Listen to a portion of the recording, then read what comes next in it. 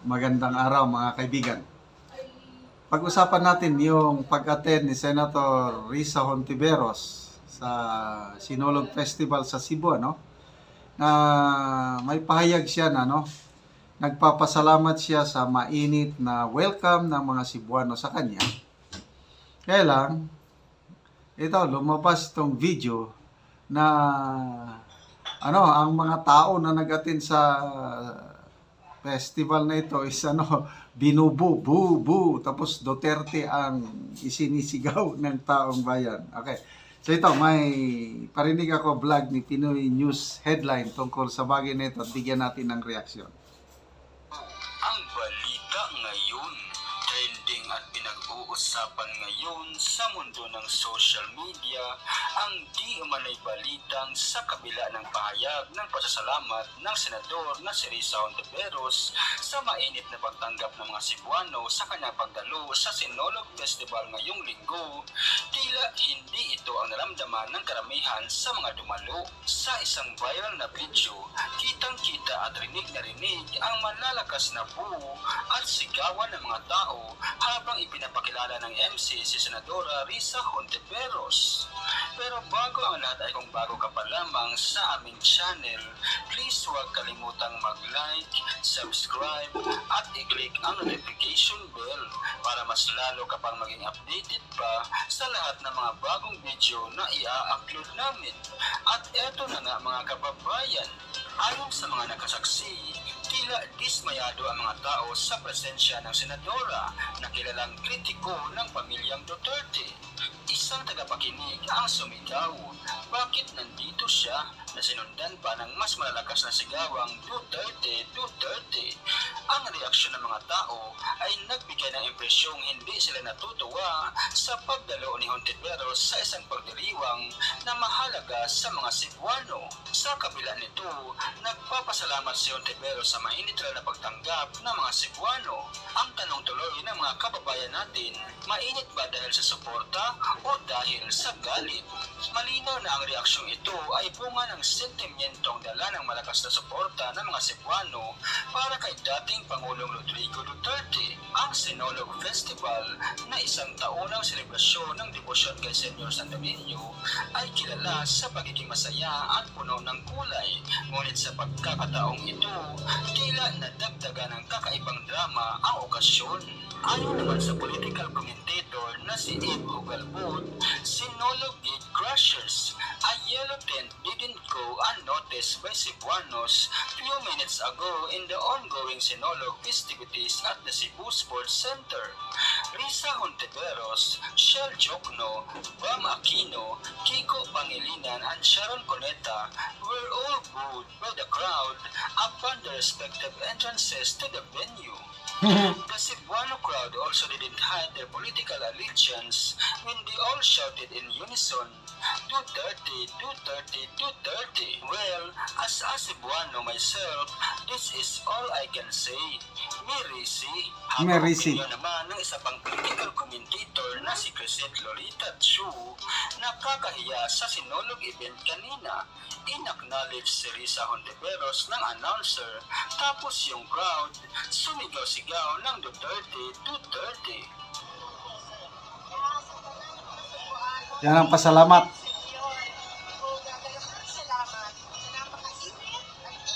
Yan.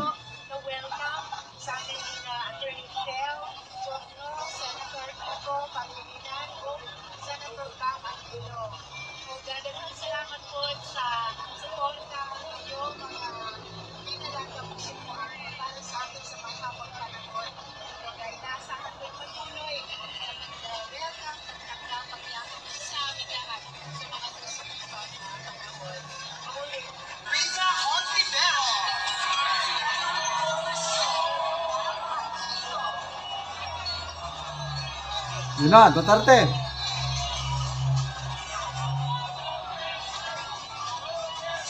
Yun.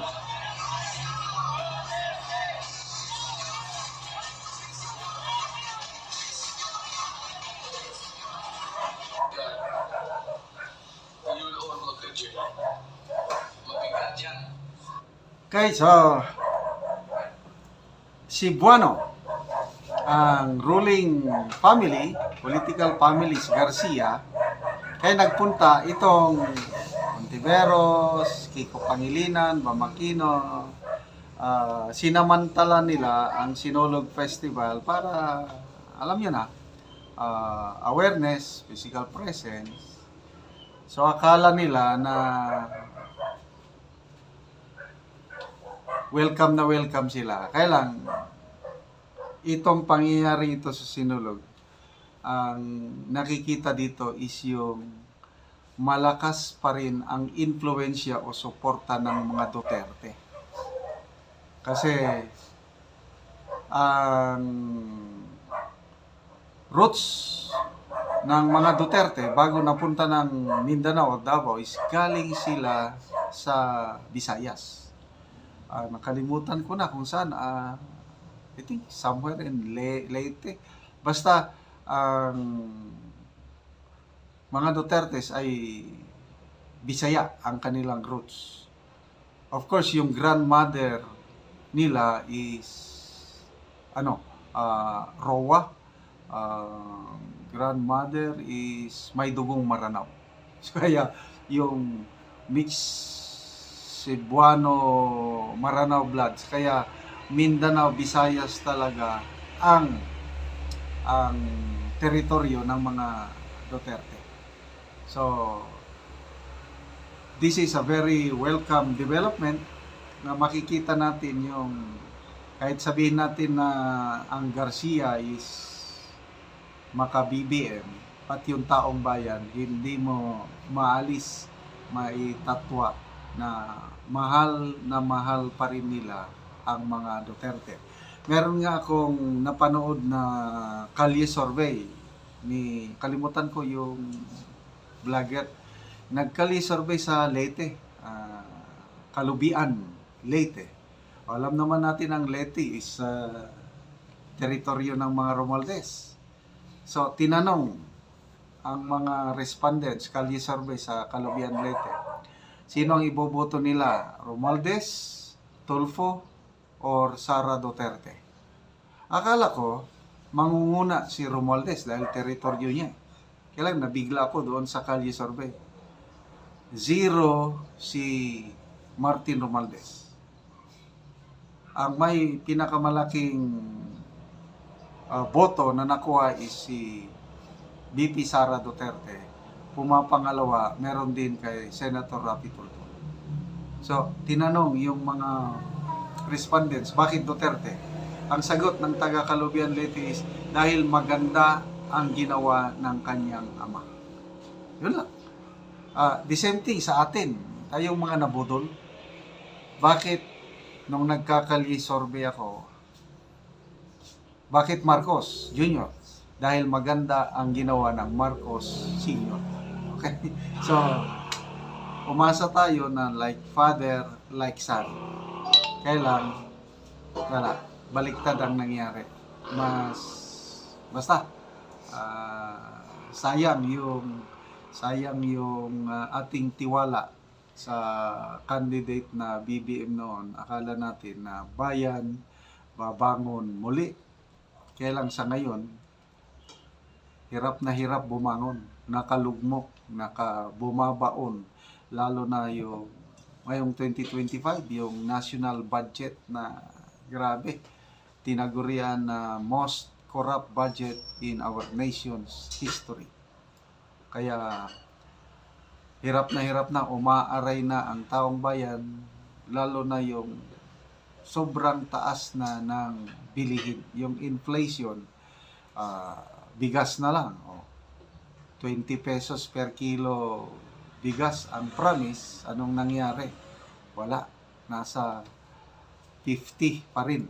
Kahit binaba na yung buwis ng imported rice. Expected na nung July pa sana bababa, hanggang ngayon mataas pa rin. Kaya problemado ang gobyerno. I think this week magpapatupad na sila ng price ceiling ng bigas. I think yung imported rice na yung high quality, 58 na lang daw ang presyo. hindi na pwedeng magbenta ng more than 60. But then, sinasabi ng mga analyst na kung gagawin nila yung mayroong price ceiling, baka magkakaroon ng rice shortage kasi ang mga importers, wholesalers and retailers baka itatago nila ang bigas pag magkaroon ng price ceiling. So, yun po, hirap ng taong bayan, kaya hindi mo may tatatwa kahit sa Visayas, Duterte pa rin.